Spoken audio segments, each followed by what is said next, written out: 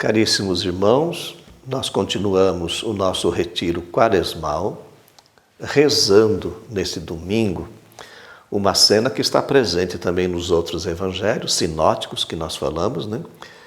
Mas nós lemos o trecho de João, a passagem narrada por João, que é Jesus no templo de Jerusalém. O texto fala expulsando os vendedores de bois, ovelhas e pombas e os cambistas que ali estavam. A minha partilha com vocês é entender primeiro esse fato, esta cena, né? O templo de Jerusalém, ele era uma instituição muito importante para os judeus, né? Desde a época de Salomão. Vocês se lembram que Salomão é que empreendeu a construção do templo, né? Depois, no decorrer da história, esse templo foi sofrendo também, às vezes, interferências de povos estrangeiros, os babilônios que praticamente arrasaram, destruíram a cidade de Jerusalém e também o templo. Depois o templo, com muitas dificuldades, foi reconstruído, né? Na época de Jesus ainda estava quase assim que acabado. E depois, no ano 70, de novo, foi destruído o templo, né? Qual a importância do templo para o povo judeu? Lá era o lugar das grandes peregrinações, né? Então, principalmente as celebrações das grandes festas. Todo adulto tinha que, pelo menos uma vez por ano, pelo menos uma vez na vida, né, fazer uma visita ao templo. Jesus também, vocês se lembram, quando ele tinha 12 anos, e foi com os pais fazer essa grande peregrinação. Depois, durante também a sua vida adulta, provavelmente ele deve ter feito também essas visitas ao templo. Então, um lugar assim, casa de Deus, né? Era a casa de Deus. Mas na época de Jesus, o templo, segundo os historiadores, se tornou quase que um banco, né? Ali havia um grande tesouro, né? Porque além dos sacrifícios, das ofertas, grandes ofertas, mas também das pequenas ofertas, né? Ali toda a arrecadação era concentrada no templo, para manter o próprio templo, também os sacerdotes e muitas profissões, né? Bom, Jesus não é contra o templo, né? Porque o templo é um lugar importante, um lugar de oração, ele mesmo diz. Mas esse desvio, né? Esse desvio de se tornar um lugar de comércio, é isso que Jesus critica, né? Então, esse é o gesto que nós lemos nos evangelhos, né? Olha só, vamos agora dar um passo na nossa reflexão, porque Jesus diz assim: destruí esse templo e em 3 dias eu o levantarei. Jesus estava falando do templo do seu corpo. Esse gesto da purificação do templo, né, nos ajuda a dar um passo, nós agora que somos cristãos, e Jesus agora é esse lugar de adoração, né? Vocês se lembram quando ele se encontrou com a samaritana, e ela falava, os nossos pais adoram lá no Monte Garizim, eram os samaritanos. Vocês em Jerusalém. Jesus fala, nem Jerusalém, nem Garizim, nós vamos adorar a Deus em espírito e verdade.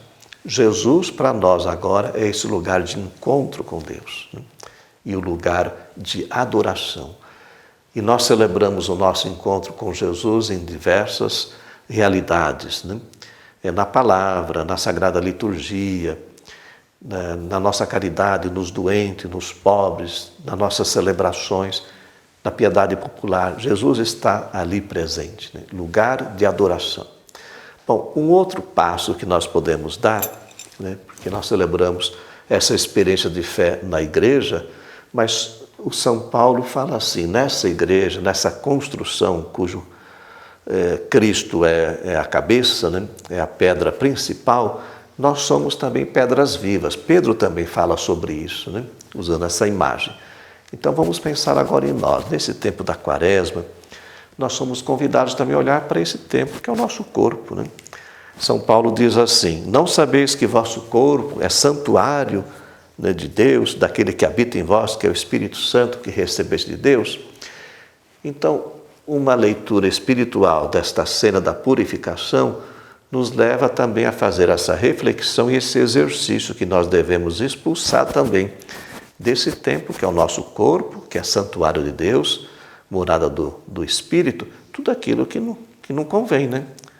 Nossos pensamentos ruins, nossas afeições desordenadas, as nossas opções que não agradam a Deus, a raiva, a inveja, a falta de perdão, falta de caridade, enfim, tudo aquilo que que profana esse templo, que é o nosso corpo. Esse exercício na quaresma, ele é muito importante a gente fazer, né? Nós temos uma orientação da nossa espiritualidade que diz assim, porque é difícil controlar as nossas emoções, as nossas paixões, né? As nossas gratificações. Isso é próprio da natureza humana. Todos nós passamos por essa experiência. Nós nos apegamos, né? Mas a orientação espiritual é essa, que nós temos vontade, temos inteligência, temos a verdade revelada por Jesus e temos o amor. Então, pela nossa vontade, pela nossa inteligência, pela verdade e pelo amor, nós orientamos e ordenamos a nossa vida para o bem, para o amor, né? Orientamos as nossas paixões, os nossos desejos, as nossas gratificações para o bem. Então, esse é o exercício de santidade que nós somos convidados a fazer. E uma referência que a liturgia nos coloca nesse domingo, nos apresenta, são os mandamentos, né? Os mandamentos que vêm desde lá o Antigo Testamento, mas que entrou na nossa vida, na nossa espiritualidade, na nossa atitude cristã, moral, né? De vida. Então, é a referência que nós temos para ordenar a vida para o bem e para a vontade do Senhor.